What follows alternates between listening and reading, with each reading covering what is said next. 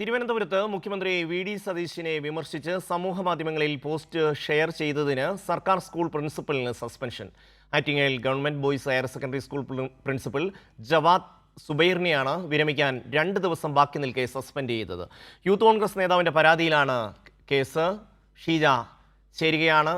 ഷീജ, ജനാധിപത്യത്തോട് അങ്ങേയറ്റം സഹിഷ്ണുത പുലർത്തുന്നു, ഇടതുപക്ഷ സർക്കാർ മുഖ്യമന്ത്രിയൊക്കെ അസഹിഷ്ണുത പുലർത്തുന്നവരാണെന്നൊക്കെ പറഞ്ഞ് ആക്ഷേപിച്ച ടീമുകൾ അധികാരത്തിലെത്തിയപ്പോൾ കാണുകയാണ് തൽസ്വരൂപം. വിശദാംശങ്ങൾ.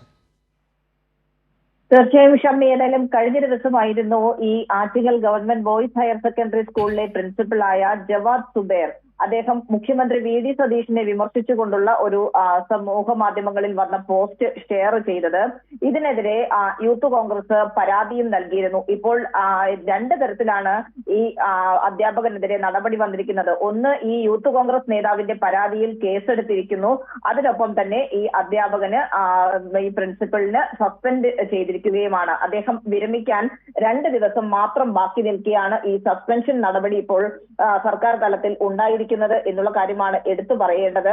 ഈ മുഖ്യമന്ത്രിയുടെ ചിത്രം പരിഹാസപരമായി പങ്കുവച്ചു എന്നുള്ളതാണ് ഈ സസ്പെൻഷൻ ഉത്തരവിലടക്കം രേഖപ്പെടുത്തിയിരിക്കുന്നത്. വിദ്യാർത്ഥികളിലും അധ്യാപകരിലും രാഷ്ട്രീയ ധ്രുവീകരണത്തിന് ശ്രമിച്ചു എന്നും ഉത്തരവിൽ പ്രത്യേകമായിട്ടുള്ള ഒരു പരാമർശമുണ്ട് എന്നുള്ളതും എടുത്തു പറയേണ്ടതാണ്. ഏതായാലും മുഖ്യമന്ത്രിയെ സമൂഹ മാധ്യമങ്ങളിൽ അധിക്ഷേപിച്ചു എന്നുള്ള ഒരു കുറ്റത്തിന് തന്നെയാണ് ഇപ്പോൾ ഈ അധ്യാപകനെതിരെ കേസ് കൂടി എടുത്തിരിക്കുന്നത്.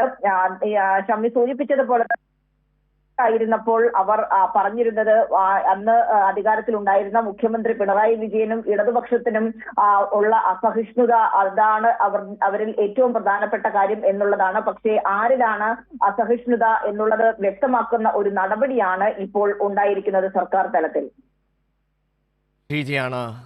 വിശദാംശങ്ങൾ നൽകിയത്.